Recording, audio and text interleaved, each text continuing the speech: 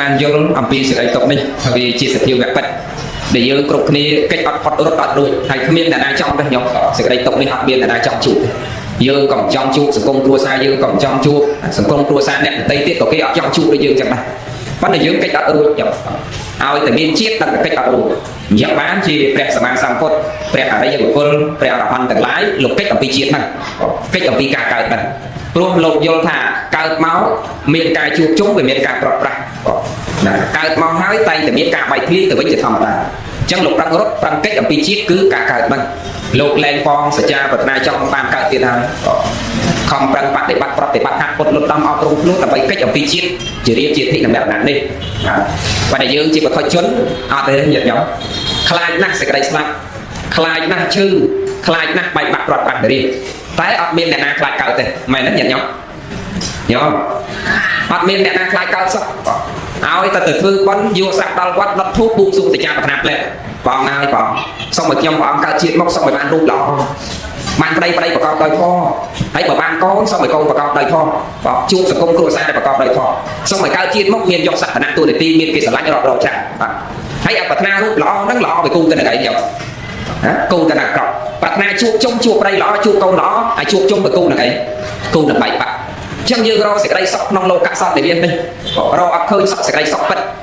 រកអត់តន់ឃើញវានៅតែជួបបែកបាក់ព្រាត់ប្រាសដែលរៀននៅតែសើចនៅតែយំសើចយំសើចយំក្នុងដល់ប្រហែល100ជាតិអីទេយើងគ្រប់គ្នាហ្នឹងហើយជួបនឹងព្រាត់នេះក៏មិនមែនតែបច្ចុប្បន្ននេះតែណាញោមណាញោមប្រុសមិនមែនព្រាត់តែជាតិហ្នឹងទេយើងមិនដឹងព្រាត់មកប្រហែលកន្លែងហើយញាតិញោមពុទ្ធបរិស័ទដូចគ្នាដែរហើយកូនប្រុសស្រីទាំងអស់ក៏ដូចគ្នាយើងព្រាត់ម្ដាយមិនមែនព្រាត់តែជាតិហ្នឹងទេអ្នកម្ដាយព្រាត់កូនក៏មិនមែនព្រាត់តែជាតិហ្នឹងដែរវិលកើតចាក់ឈឺស្រាប់កើតចាក់ឈឺស្រាប់កើតចាក់ឈឺស្រាប់ព្រៀបហាក់បីដូចជាដីដែលនៅជាប់នៅកង់ប្រទេសជាប់វិលឡើងវិលចុះវិលឡើងអត់តាណារួចកៅពីកង់ប្រទេសនឹងវិលជាប់ទៅនៅកង់ប្រទេសហ្នឹងយ៉ាងណាវត្តដាក់ហ្នឹងព្រះលោកសម្ដែងថាអញ្ចឹង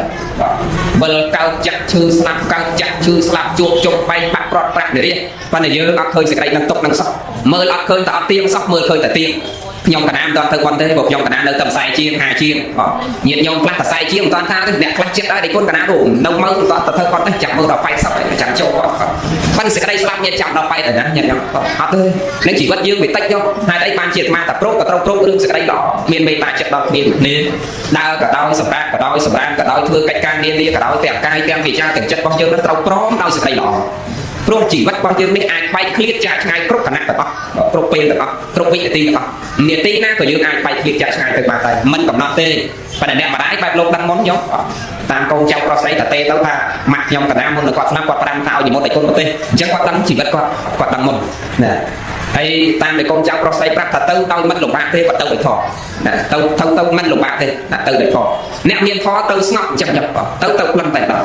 ់តែបើអ្នកអត់ធម៌អត់មានសេចក្តីល្អក្នុងខ្លួនស្លាប់ដោយសារកម្មនឹងវាមកកាត់ផ្ដាច់អត់ស្រួលទេបងចំណាំមើលអ្នកដែលស្លាប់ដោយសារកម្មមកកាត់ផ្ដាច់អត់ស្រួលទេណាស្លាប់ដោយថាធ្លាក់ចុងឈើនេះកម្មមកកាត់ផ្ដាច់ស្លាប់ដោយសារឡានបុកម៉ូតូបុកនេះដោយសារកម្មមកកាត់ផ្ដាច់ស្លាប់ដោយសារគេកាប់សម្លាប់ដោយសារកម្មមកកាត់ផ្ដាច់ស្លាប់ដោយសារគេបាញ់សម្លាប់កម្មមកកាត់ផ្ដាច់អត់ស្រួលទេកម្មមកយានបរណៈស្លាប់ដោយសារអស់កម្មហ្នឹងគឺអត់ស្រួលហ្មងអត់ស្រួលទេអ្នកខ្លះមុននឹងស្លាប់អត់មានអ្នកណាមកបៀតបៀនយាយមែនអត់មានអ្នកណាមកកាប់អត់មានអ្នកណាមកសម្លាប់អត់មានអ្នកណាមកបុកទេប៉ុន្តែមុននឹងស្លាប់ហ្នឹងឲ្យកូនប្របាក់40 50ឆ្នាំណាប្របាក់ទៅណាអត់ឈឺនោះឈឺនោះឈឺយកតិចចុកពេកតិចចុកពេកតិចចកេះនោះជាចកេះហ្នឹងទៅមកថ្លើមមកចេញទៅថ្លើមមកកាពះចេញទៅកាពះពោះវៀនទៅទៀតអ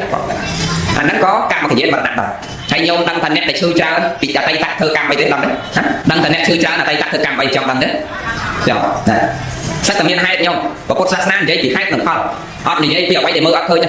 ពុទ្ធសាសនានិយាយពីហេតុនិងផលអ្នកសន្សំហេតុយ៉ាងម៉េចផលត្រូវតែចេញមកចិត្ត2 + 2ត្រូវតែចេញ4 4 + 4ត្រូវតែ8 8 + 8ត្រូវតែ16 16ត្រូវតែ12 12 + 12ត្រូវតែ32 32 + 14 ត្រូវតែ14 14 + 14ត្រូវតែចេញដល់28 28ចឹង2 + 2ត្រូវតែចេញ4អ្នកសន្សំហេតុយ៉ាងម៉េចផលត្រូវតែចេញមកចិត្តដាក់គ្រាប់ពូជអីផ្លែការត្រូវចេញមកចិត្តញោមដាក់ដូងឥឡូវនេះ10ឆ្នាំក្រោយត្រូវតែចេញផ្លែដូងអត់មានដាក់ដូងឥឡូវនេះ10ឆ្នាំក្រោយចេញឥឡូវអត់ដាក់ដូងចេញដូងយ៉ាងណាអ្នកសន្សំហេតុយ៉ាងម៉េចផលចេញមកអញ្ចឹងប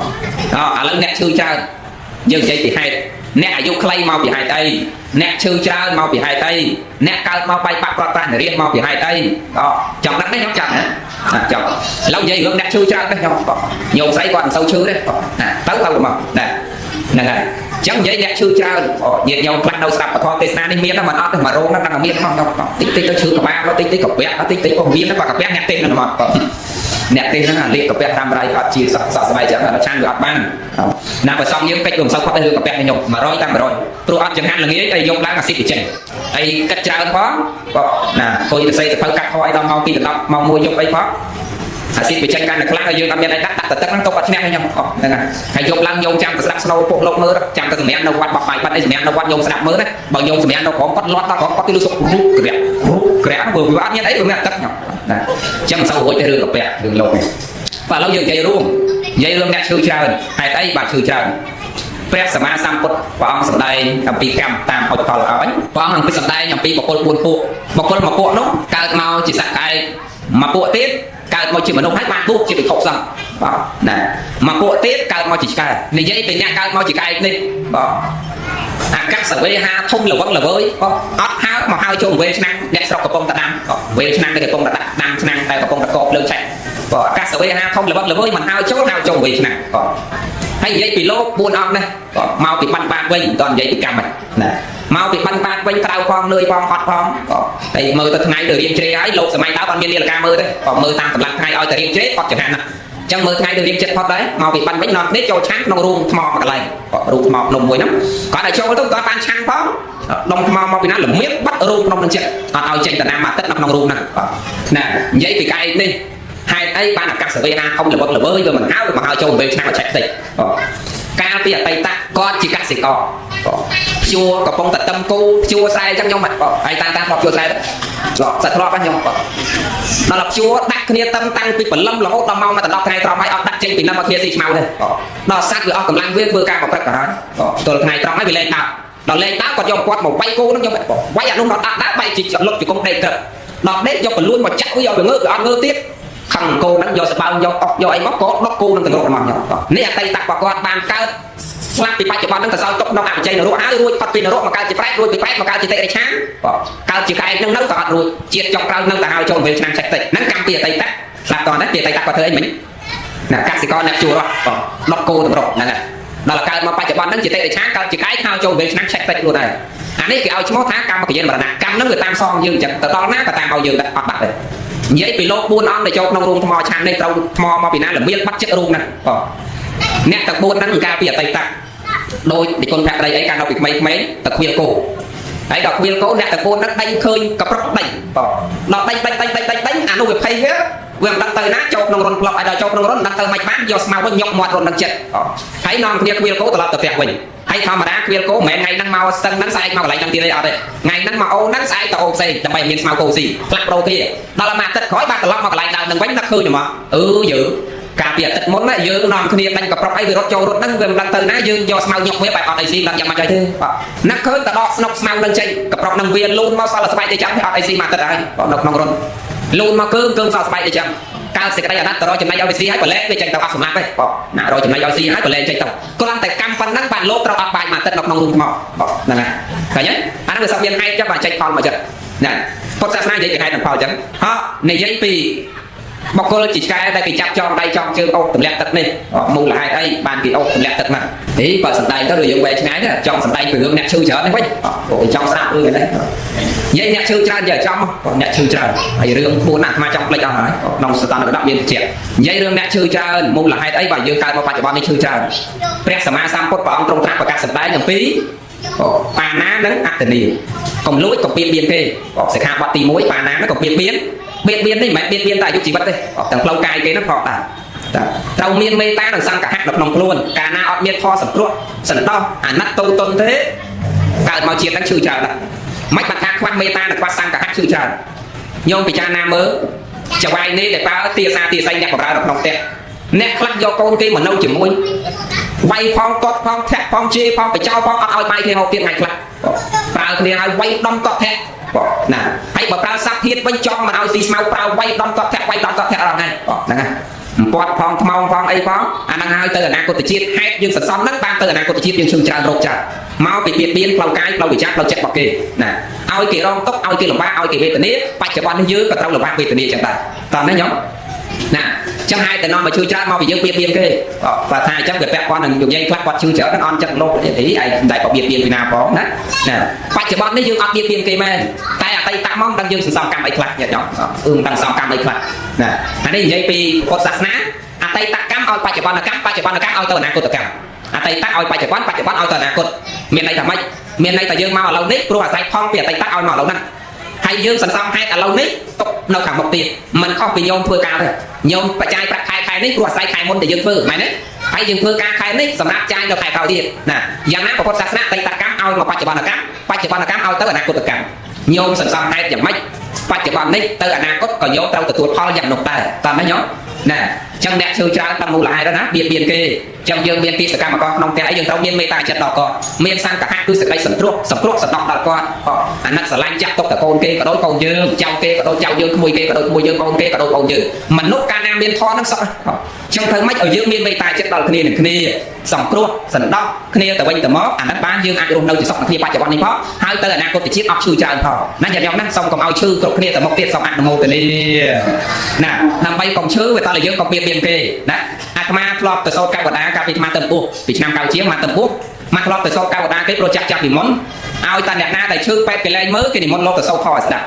់ហើយទំនៀមទម្លាប់ហ្នឹងឥឡូវលែងចង់មានណាខ្ញុំប្រុសនៅភ្នំពេញលែងចង់មានអស់ម៉ែឲ្យឈឺមិននិមន្តលោកឲ្យសូត្រខឲ្យស្ដាប់ទេទៅយកអាចារ្យយោគីមកចាក់មកដល់ថ្ងៃណាវាទៅជាចិត្តទៅវិញណាខុសគ្នាថ្ងៃខ្លះអាត្មាកំពុងតែសូត្រធម៌អញ្ចឹងអ្នកជំងឺហ្នឹងខ្ញុំបងលើកដៃលើកជើងឡើងចង្អេងចង្អាសែកឡើងទៅជួយខ្ញុំបងជួយខ្ញុំបងកបាត់បថៅច្រើនណាស់កំពុងតែមកជុំខ្ញុំឲ្យកាប់ខ្ញុំលើហើយកូនចៅអើយជួយអញផងកបាត់បថៅច្រើនណាស់ហើយយើងនៅហ្នឹងយើងមើលអត់ឃើញកបាត់បថៅអីសោះហើយមិនបាទគាត់ស្រែកតែកបាត់បថៅច្រើនណាស់មកជួយអញផងគេកាប់អញឥឡូវហើយណាហ្នឹងពេលដែលរៀបនឹងស្លាប់និយាយភ្ញាក់មិនភ្ញាក់អីព្រោះអត់លឺសូរពុតធាំមិនលឺសូរអីទេញោមណានិយាយភ្ញាក់ឲ្យតែចាក់ពុតភ្ញាក់អត់តាមតាចាក់ពុតភ្ញាក់ឲ្យយាយដល់ឲ្យទៅសួរទៅពីអ្នកណាឃើញបើនៅឲ្យយាយអត់តាមឡើយណានិយាយពីអ្នកខ្លះសោតកំពុងតែសោតថយអញ្ចឹងគាត់លើកដៃលើកជើងស្រែកឡើងលើកដៃលើកជើងស្រែកឡើងជួយខ្ញុំផងកបាត់បថៅច្រើនណាស់អាហ្នឹងតែអាត្មាសាបញ្ជាក់ថាយើងគ្រប់គ្នារៀបនឹងស្លាប់គេឲ្យឃើញណាគ្រប់គ្នាទាំងអស់ញោមចំណាំមើលពេលដែលដល់ថ្ងៃហ្នឹងញោមចំណាំពាក្យតែគាត់កាត់ដៃទុកថាពេលដែលយើងដល់ថ្ងៃហ្នឹងវាគង់តែដល់ហើយតាំងញោមតាំងអាត្មាគង់តែដល់ហើយឲ្យតែពាក្យហ្នឹងត្រឡប់ទៅវិញគេសាកសែតឲ្យយើងឃើញសាដើមមកស្មើនឹងយើងចាក់កសែតអស់ហើយវា return ត្រឡប់ខាងក្រោយមកសាដើមមកវិញចឹងយ៉ាងណាជីវិតយើងរៀបនឹងដៃខ្យល់គេសាឲ្យយើងឃើញចឹងដែរអញ្ចឹងអ្នកជំងឺហ្នឹងរៀបនឹងដៃខ្យល់គាត់ស្រែកតែក្បាត់បថៅច្រើនណាស់មានន័យថាកម្មណាមួយដែលគាត់ធ្លាប់ធ្វើអ្នកដតីគេអត់ដឹងតែខ្លួនគាត់ដឹងតើណាចឹងរៀបនឹងដៃខ្យល់គេឲ្យគាត់ឃើញគាត់ភ័យខ្លាចនឹងកម្មដែលគាត់បានសន្សំហើយព្រះសម្មាសម្ពុទ្ធព្រះអង្គសម្ដែងអំពីកម្មនិមិត្តគេនិមិត្តឲ្យយើងឃើញរៀបនឹងដៃខ្យល់ហ្នឹងគេនិមិត្តឲ្យយើងឃើញកម្មនិមិត្តហ្នឹងគេនិមិត្តឲ្យយើងឃើញនៅអ្វីដែលយើងបានធ្វើបើសិនជាតាំងពីក្មេងរហូតចិត្តនឹងដៃខ្យល់នេះយើងអត់ដែលលួចអត់ដែលឆក់អត់ដែលប្លន់អត់ដែលកាប់កេងប្រវាញ់ឈ្នានេះជីបចោលបៀលខ្មាស់អ្នកដតីសន្សំតែសេចក្តីល្អហើយកថាហើយអង្គការធ្វើបន់ជុំបច្ច័យ4ជូនម្ដាយជូនឪពុកសន្សំសេចក្តីល្អស្ដាប់ផងចឹងនឹកឃើញតែរឿងល្អល្អរៀបស្លាប់ទៅជួនកាលឲ្យញឹមទៀតសប្បាយចិត្តឲ្យញឹមនឹងសេចក្តីល្អដែលខ្លួនឯងបានធ្វើមកអត់មានស្រែកអត់មានលើកដៃភ័យព្រួយនឹងរឿងអីសោះចឹងដល់តែយើងសតិយើងណាយើងរលឹកឃើញកម្មនិមិត្តគេនិមិត្តឲ្យយើងឃើញតែសេចក្តីល្អសតិរបស់យើងនឹងតោងយកនៅសេចក្តីល្អចុកតិភ្លៀងបរិសន្ធិច្បាស់ជាទៅកន្លែងល្អហើយបើកម្មនិមិត្តគេនិមិត្តឲ្យយើងឃើញតែរឿងអាក្រក់រៀបនឹងដៃខ្យល់សតិនឹងតោងនៅទៅមើលអាក្រក់ចុកតិបរិសន្ធិអត់ទៅកន្លែងល្អទេតើនេះខ្ញុំប្រាប់អាហ្នឹងចឹងណាអាហ្នឹងចឹងចឹងគាត់បីសន្សំសេចក្តីល្អហើយអត់មានអមតៈទេណាខ្ញុំណាអត់អមតៈទេហ្នឹងហើយអត់អមតៈទេណាហើយថ្នាក់ដឹកនាំល្អច្រើនដូចជាអាដាមបណ្ឌិតម៉ងរទ្ធីអីអាត្មាទៅសារពីវីរភាពរបស់គាត់ណាយើងនិយាយតែអ្នកដែលល្អធ្លាប់បានសង្គ្រោះប្រយោជន៍ប្រជាពលរដ្ឋក្នុងនាមជាអ្នកដឹកនាំក្នុងនាមជាអ្នកមានទ្រព្យកាលបើយើងសន្សំសេចក្តីល្អអញ្ចឹងណាយកពេលដែលយើងស្លាប់ទៅ100ឆ្នាំឬ200ឆ្នាំទៀតយើងបាត់បង់តែរូបកាយទេតែអ្វីដែលនៅដកជាប់ក្នុងកៅអៅចិត្តកូនចៅយើងជំនាន់ក្រោយឧទាហរណ៍តែគាត់ធ្វើមន្ទីរពេទ្យឲ្យមកកន្លែងអ្នកស្រុកអ្នកភូមិហ្នឹងប្រចាំតែពេទ្យហ្នឹងពេទ្យរបស់ឯដំខលោកជំទាវកលោកជំទាវខអញ្ចឹងឈ្មោះហ្នឹងគេនិយាយតគ្នារាប់រយចំនួនស្លាប់តែរូបកាយតែគេឈ្មោះកិត្តិយសវានៅហើយដោយឯដំមករទ្ធីខ្មែរធ្លាប់ទៅសើគាត់ជួយការងារប្រជាពលរដ្ឋដែលក្រីក្របានច្រើនរាប់រយគ្រួសារគ្រាន់តែគាត់បង្កើតការងារឲ្យពួកគាត់ធ្វើណាសង្គ្រោះសណ្ដោះដល់ប្រជាពលរដ្ឋអ្នកក្រហើយថ្ងៃមួយនោះក្បែរស្ដាប់ប្រសាសន៍របស់គាត់បានគាត់និយាយអ្នកព័ត៌មានគេសម្ភាសគាត់សម្ភាសរឿងអុកញ៉ាម្នាក់នោះដែលគាត់ភាពសង្កត់យកដីប្រជាពលរដ្ឋហើយអាដាមបណ្ឌិតម៉ងរទ្ធីគាត់និយាយគាត់ថាបើសិនជាខ្ញុំជាគាត់នោះវិញកុំថាឡើយដល់ដីនឹងដីប្រជាពលរដ្ឋទោះជាដីខ្ញុំក៏ដោយបើប្រជាពលរដ្ឋនៅលើដីនឹងហើយខ្ញុំសុខចិត្តឲ្យដីនឹងទៅគាត់ចុះគាត់ថាកុំថាឡើយអាដីរបស់ប្រជាពលរដ្ឋសំបីតែដីគាត់ក៏ដោយបើសិនជាប្រជាពលរដ្ឋមកនៅហើយខ្ញុំសុខចិត្តឲ្យទៀតនេះបានអាត្មាយល់ពីសន្តានរបស់មនុស្សថាយើងកម្រនឹងរកដែរថ្នាក់ដឹកនាំដែលមានសន្តានចិត្តកម្រនឹងរកដែរណាឥឡូវយើងនិយាយពីរឿងធម៌យើងនេះវិញកុំចូលលេងផ្សេងឆ្ងាយយើងនិយាយរឿងធម៌យើងនេះ ប៉ុន្តែហ្នឹងតែបដោះណាត់កំណត់ញាតិញោមឲ្យសន្សំសេចក្តីល្អសន្សំសេចក្តីល្អហ្នឹងវាកើតក្នុងសន្តានចិត្តរបស់យើងគ្រប់គ្នាហ្នឹងអញ្ចឹងបានជាអាត្មាខំប្រឹងណា